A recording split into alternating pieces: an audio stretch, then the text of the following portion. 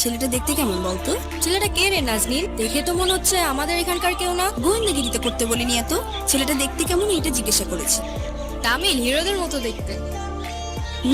তামিল হিরোই তো। দেখতে হবে না কার বয়ফ্রেন্ড। তুই প্রেম করছিস? তা পরিচয় হলো কি করে? কেন ফেসবুকে? ওইখানেই পরিচয় হয়েছে।